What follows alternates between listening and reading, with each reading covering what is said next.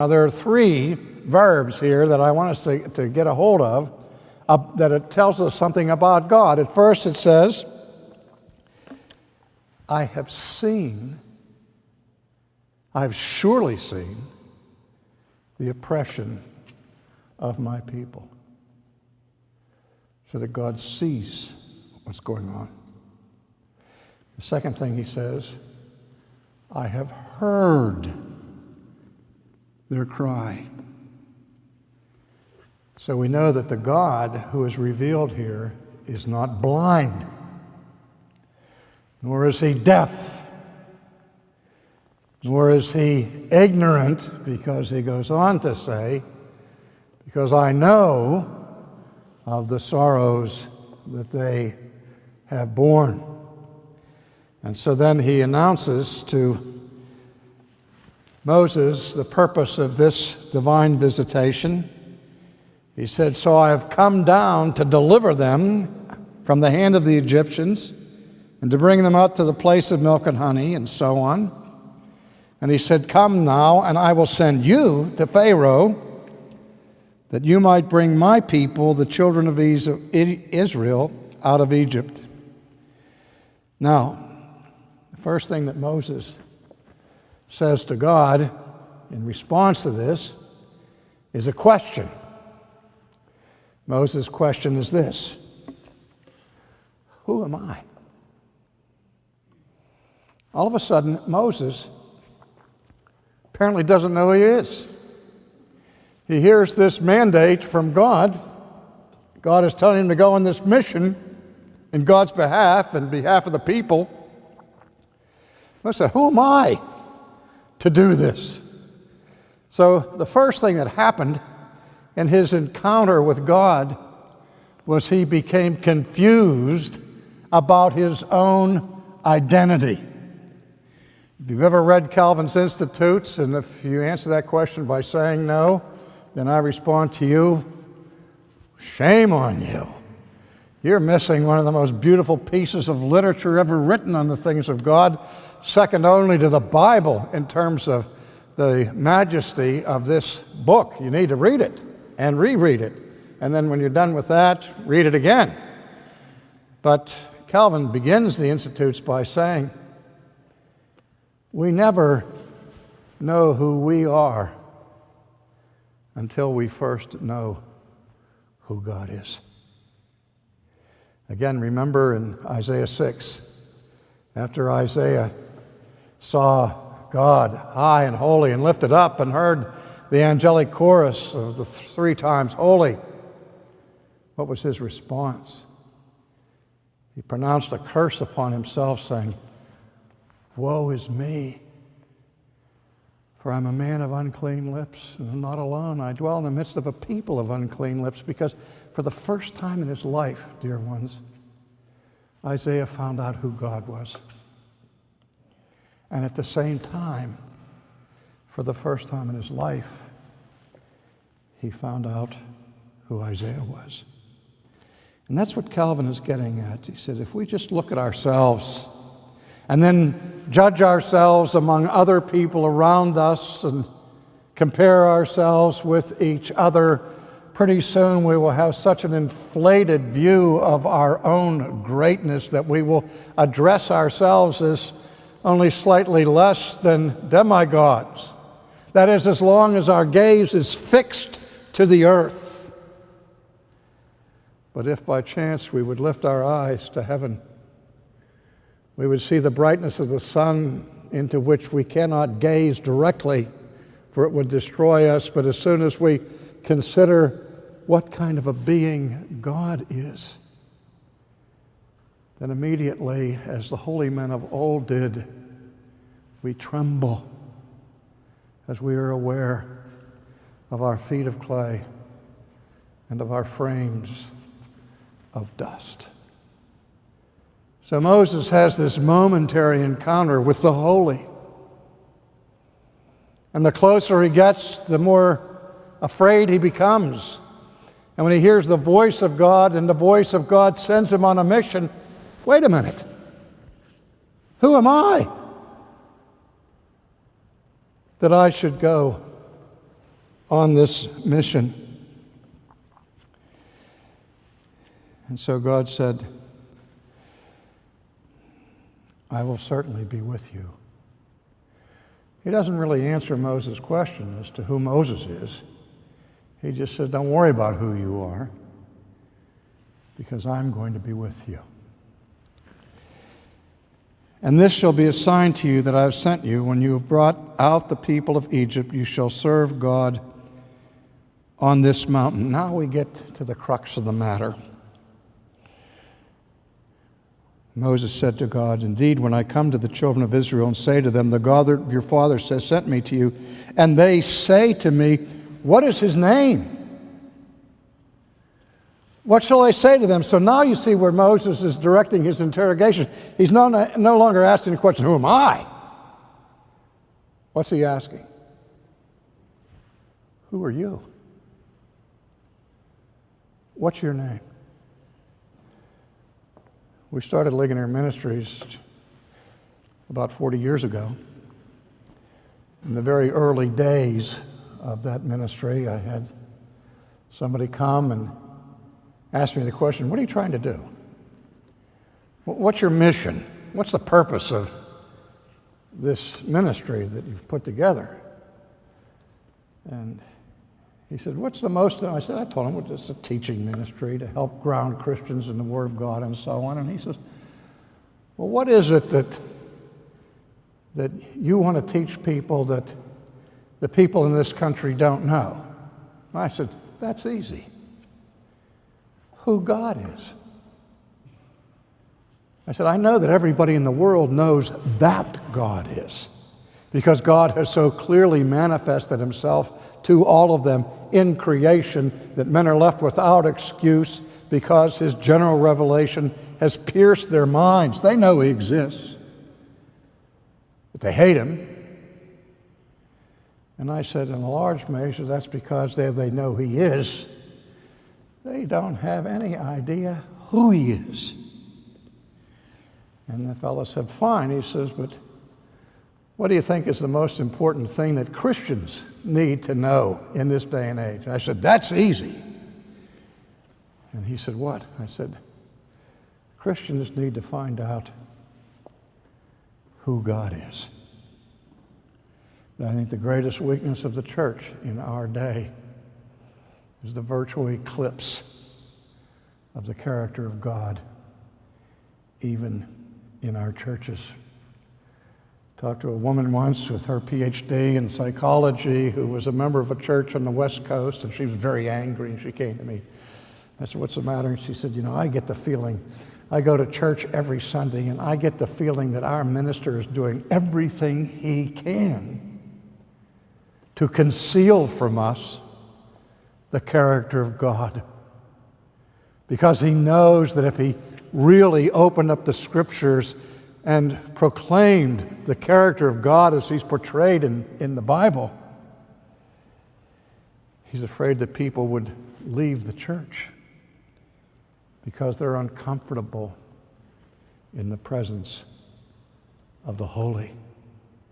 Moses wasn't the first person to hide his face in the presence of God. That started in the Garden of Eden with the flight into the trees by Adam and Eve, who hid themselves out of shame. And so Moses asked the question, who are you? What's your name? If you even have a name, he'd already revealed himself. I'm the God of your fathers, Abraham, Isaac, and Jacob. Well, I know that, but what's your name? No. Before we explore that question further, I want to relate another incident that I observed on television about 30 years ago. On national television, there was an interview by David Frost of Madeleine Murray O'Hara, the famous atheist, militant atheist. And in this interview, David Frost was fighting for the angels and debating with Madeleine Murray about the existence of God. And she was getting more and more angry and more frustrated, so David Frost decided to settle the debate in the classic American way by having a vote and counting noses. And so he put it to the studio audience. He said, how many of you people out there were about 30 people out there, she said, how many of you believe in some kind of God, some kind of higher power, something greater than yourself? Everybody raised their hand. And I waited for Madeline Murray's response because I was sure I could predict what she would say. But she fooled me altogether. You know what she said? She said, well, what do you expect from the uneducated masses? These people haven't got out of their intellectual infancy. They are still, brainwashed from the culture and this mythology of God. And she went on this tirade insulting everybody in the studio audience. And that's not what I expected her to do. You know what I thought she would do? I thought she would turn the tables right there on David Frost. I thought she would go to the audience and say, well, let me ask you this. You believe in some kind of higher power. You believe in something greater than yourself. Let me ask you this. How many of you believe in Yahweh, the God of the Bible? The God who demands that you have no other gods in front of him. The God who sends men, women, and children to hell forever and condemn people because they don't believe in this mythical Jesus. Because I wonder how the vote would have changed when all of a sudden the question was asked with more clarity. But it's almost an institution in our culture, in our nation, to describe God as a higher power, something greater than ourselves. What's that? The force be with you? Huh?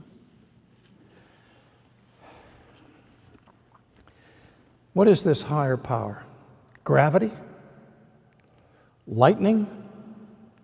Earthquakes? Now, one thing about this nebulous, amorphous, nameless, characterless power is that, first of all, it is impersonal.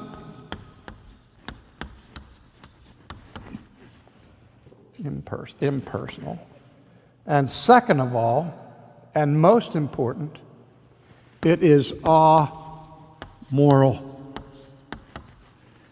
See, there's an upside and a downside to worshiping a higher power, a nameless, faceless force like gravity or cosmic dust or lightning or thunder. Here's the upside to a sinner: a force that is impersonal and amoral, makes no ethical demands on anybody. Gravity does not make judgments about people's behavior unless they jump out of windows 6 stories high. But even at that, there is no personal condemnation that comes from gravity or an earthquake. Gravity has no voice. It says nothing, it sees nothing, and it knows nothing. We could describe this higher force that is the God of our culture like the 3 monkeys: see no evil, hear no evil, speak no evil. Nobody's conscience is seared by gravity.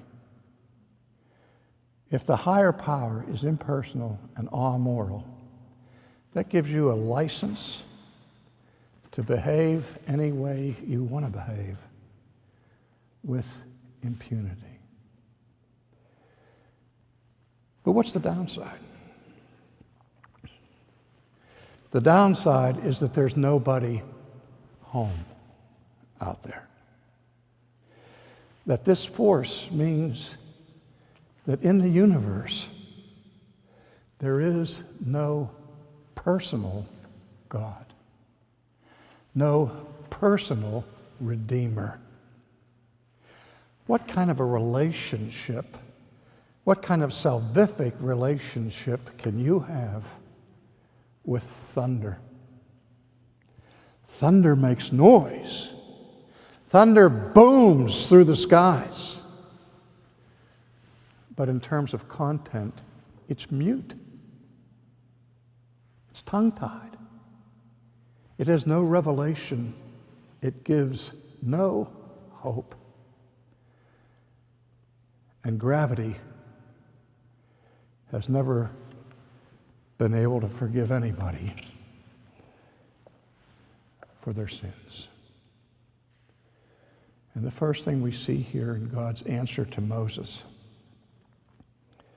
is so different from a comment I hear every week from the coach of the Pittsburgh Steelers.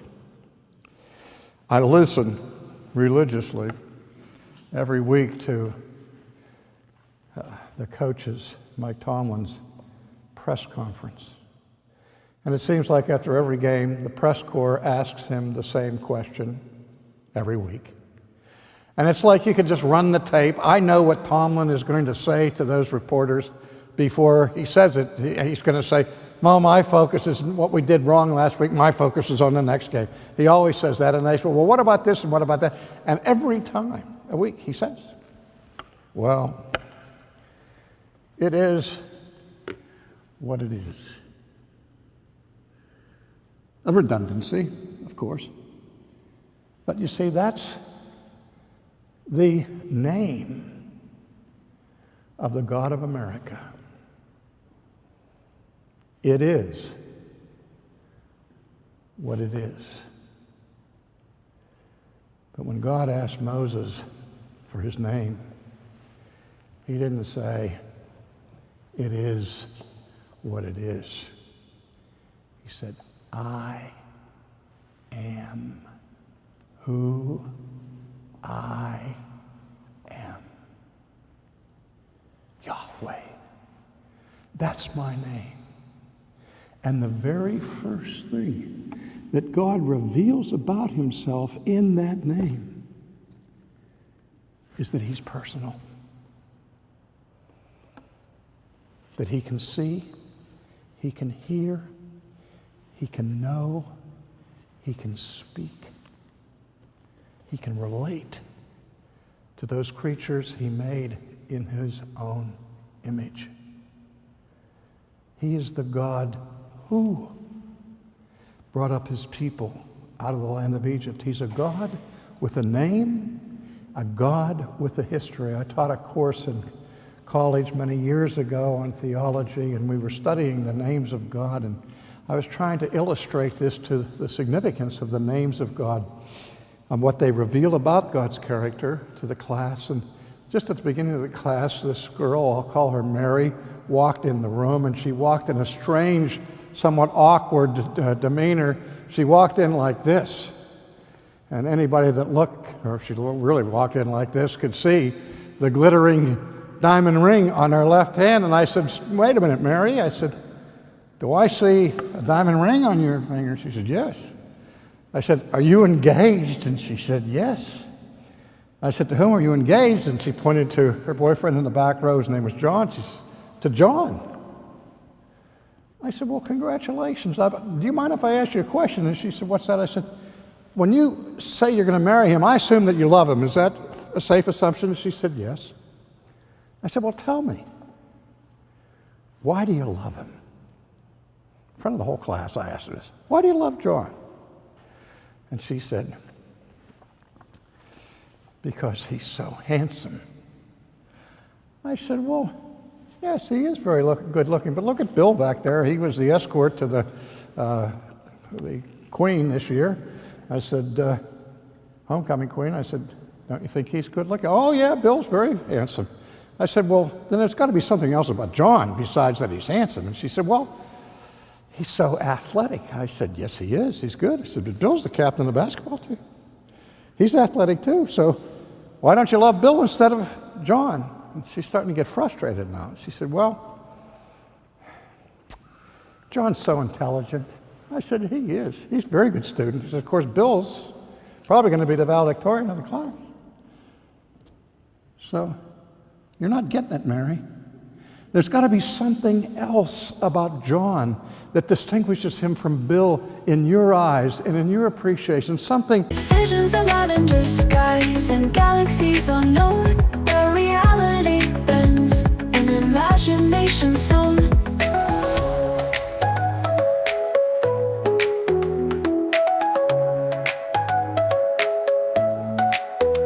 Lavender sky, open but wide, pull me into your hazy tide, where gravity sleeps and we're free to fly, lost in a dream beneath the lavender sky.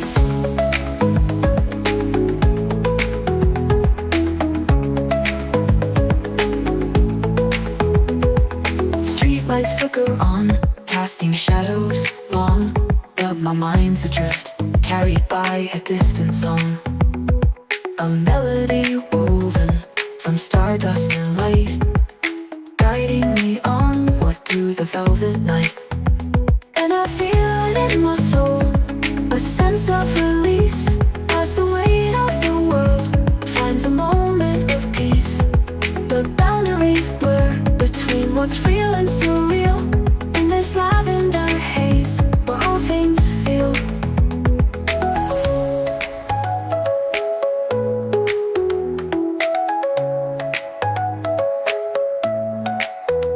Lavender sky, open and wide, pull me into your hazy tide, where gravity sleeps and we're free to fly, lost in a dream beneath the lavender sky.